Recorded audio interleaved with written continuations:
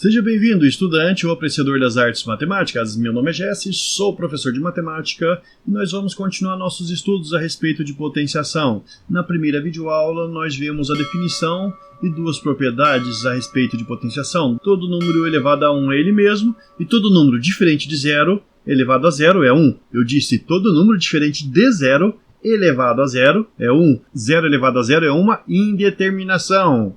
Bom, mas aí na segunda videoaula nós já começamos a trabalhar com expoentes negativos, que significam inverso de algum número, e a gente fez uma série de cálculos com alguns inversos. Na terceira videoaula a gente continuou trabalhando com esses inversos, mas só que agora com frações com denominadores diferentes de 1, e nessa videoaula a gente vai trabalhar com uma maneira alternativa de se fazer os cálculos com esses expoentes negativos. Lá na outra videoaula a gente viu que o inverso de meio é simples, basta você trocar o numerador pelo denominador. Bom, no número você tem o numerador e o denominador, então o que você faz? Você inverte o número. O denominador vai para cima e o numerador vai para baixo, formando uma outra fração, que é o inverso do número. Esse inverso aí corresponde a uma definição de inverso no que diz respeito à multiplicação. Quando você multiplica o número pelo inverso dele, resulta em 1, tirando o zero, que não tem inverso. Bom, mas vamos voltar aqui à nossa videoaula e vamos ver o que acontece. Quando eu observo esse tipo de expressão, eu tenho que ler o inverso de meio. Qual que é o inverso de meio? Eu troco o numerador e o denominador. Então nós teremos aqui 2 sobre 1, que é 2, simplesmente assim. E aqui nós teremos simplesmente o inverso de 1/3. Qual que é o inverso de 1/3? O 3 vai para cima e o 1 vem aqui para baixo, 3 sobre 1. Só que 3 sobre 1 é o próprio 3. E nesse caso que o denominador não é 1, nem o numerador é 1. E agora, o que a gente faz? Bom, aqui o inverso desse número. O que é o inverso? Você inverte do mesmo modo. O 2 passa a ser o numerador da fração e o 3 o denominador.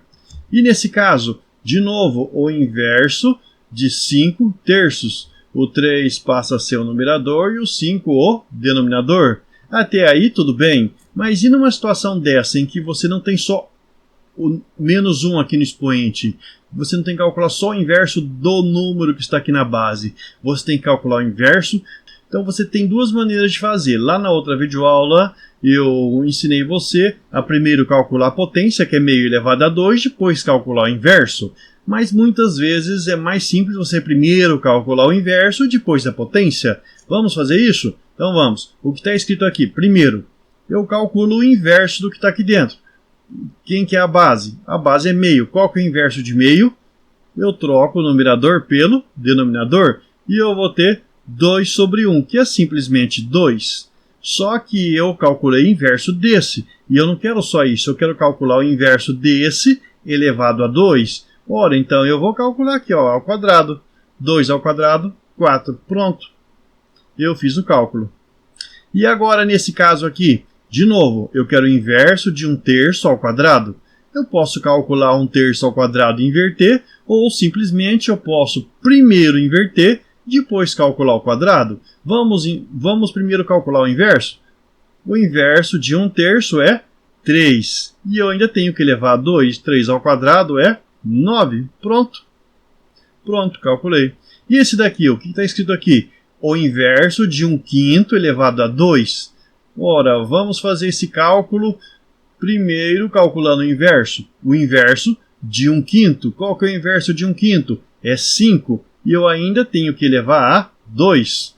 Mas quanto que dá 5 elevado a 2? 5 elevado a 2 é 5 vezes 5, que é 25. Pronto, calculei. E nesse caso, simplesmente o inverso de 1/10.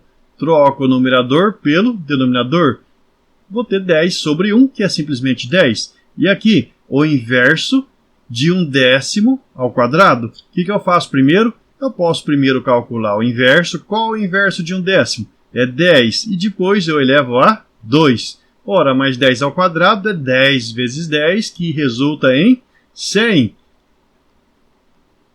E nesse caso aqui, o inverso de 1/10 elevado a 3. Inverso de 1/10. O inverso de 1/10 é 10. E aí eu tenho que elevar a 3. Ora, então 10 elevado a 3 é 10 vezes 10 vezes 10. Resulta em 1000. E nesse outro, simplesmente o inverso de 3/4, que é 4/3. E aqui esse último, 3/4 elevado a 0, propriedade lá da primeira videoaula. Todo número que não é 0 elevado a 0 resulta em 1. Você tem aí bons motivos para deixar o seu like, inscrever-se no canal e compartilhar essa videoaula. Agradeço pela sua presença, fico contente com ela e mais contente ainda, te espero na próxima aula. Até lá!